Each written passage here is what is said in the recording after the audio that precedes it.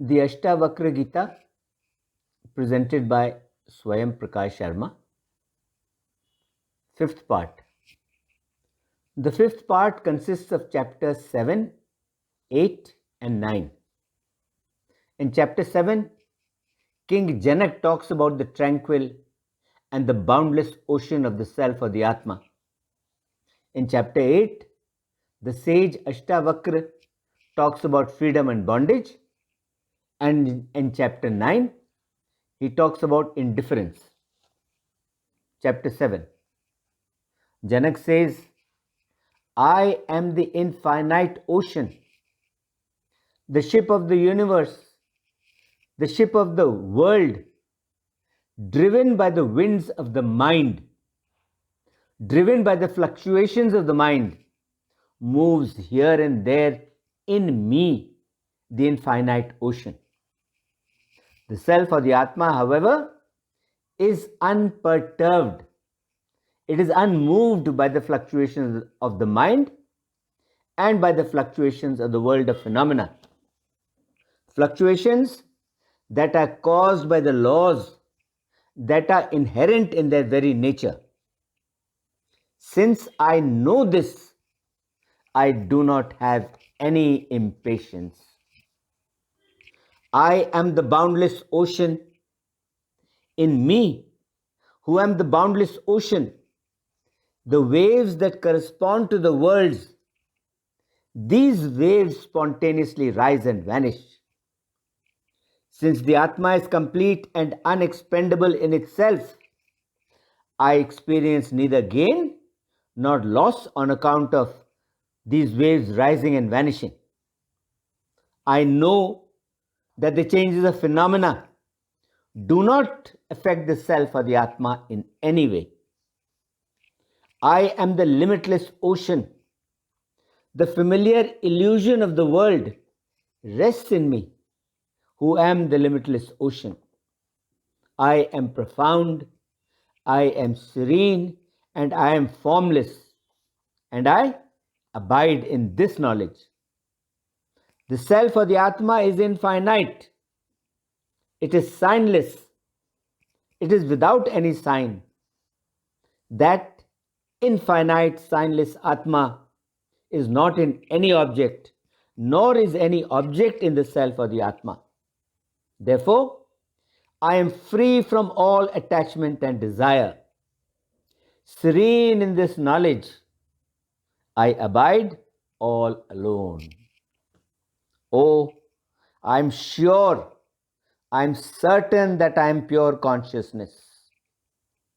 To me, the world of phenomena is like the show of a magician. It is like a dream where nothing is true, where everything is false. That being the case, what is there for me to accept or reject? How then can I even have any notion of rejection or of acceptance?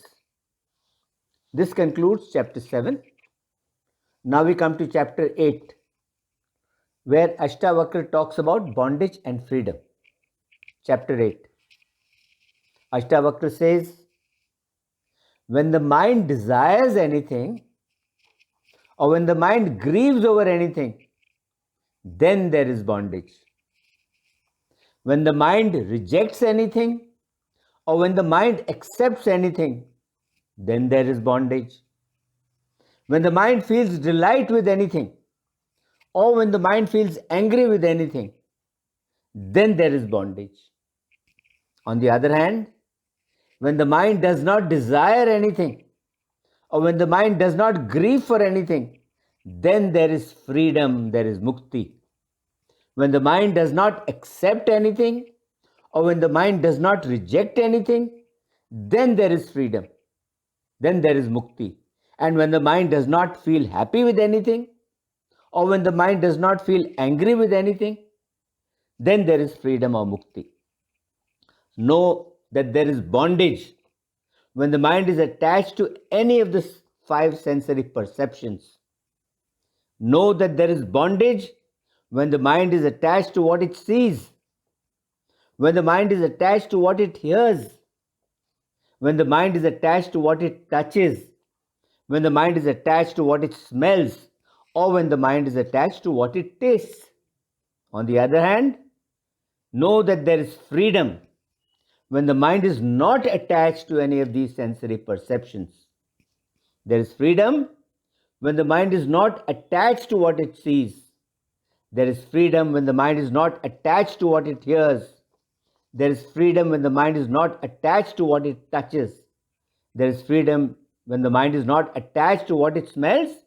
And there is freedom when the mind is not attached to what it tastes. Also, when there is no ego, then there is freedom. When there is ego, then there is bondage. Reflect on what I have told you and refrain from the acceptance or the rejection of anything with ease.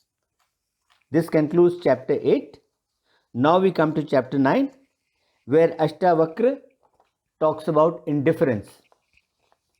Ashtavakra says, the phenomenal body and the mind are subject to chronic conflicts and to the contradictions of various pairs of opposites, such as pleasure and pain, such as attraction and aversion, such as happiness and misery, such as success and failure, such as good and evil, and such as life and death.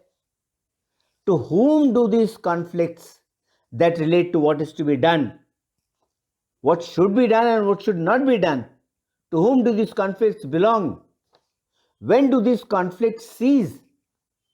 And for whom do they cease?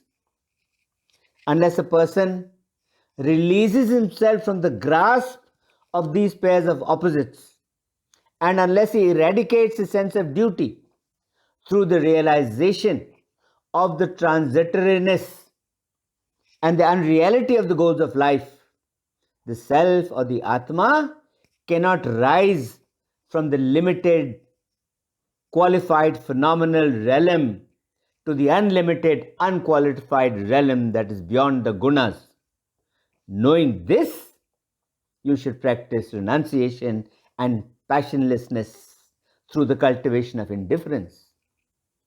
My son, rare indeed is the blessed person whose passion for living, whose passion for enjoyment, and whose passion for learning, whose passion for all these has been extinguished through observing the vicissitudes, through observing the ups and downs, the uncertainties of worldly life.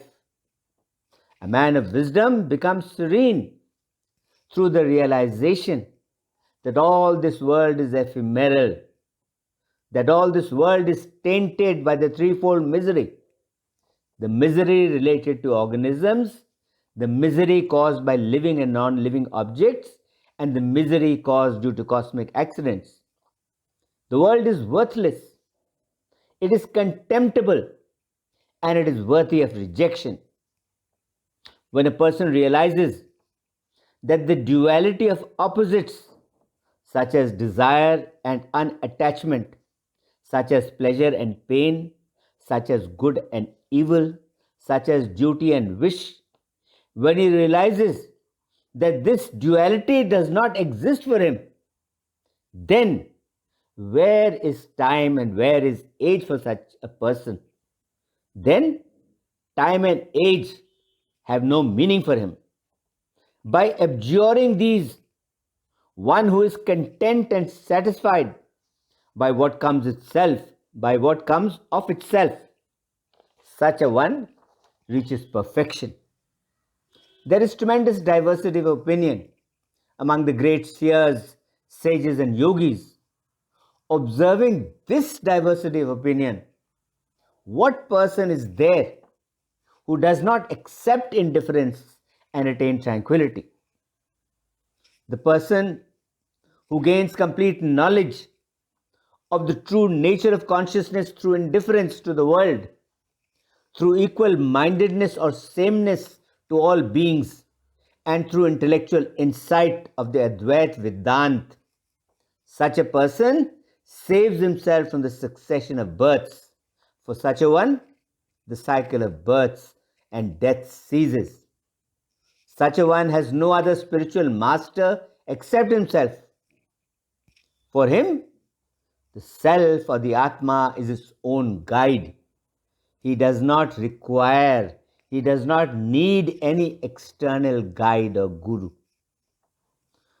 Look at the changes of the elements as nothing in reality, but just as the primary elements as they are, and look at yourself at once as being free from their bondage. In this way, you will abide in your essential and true nature. Know that desire surely is the world. Therefore, renounce all desires. The renunciation of the world comes from the renunciation of desire. Now you can remain wherever you are destined. Yes, now you can remain wherever you are destined. This concludes chapter 9 and the fifth part of the Ashtavakra Gita. Om Shanti, Shanti, Shanti, Om.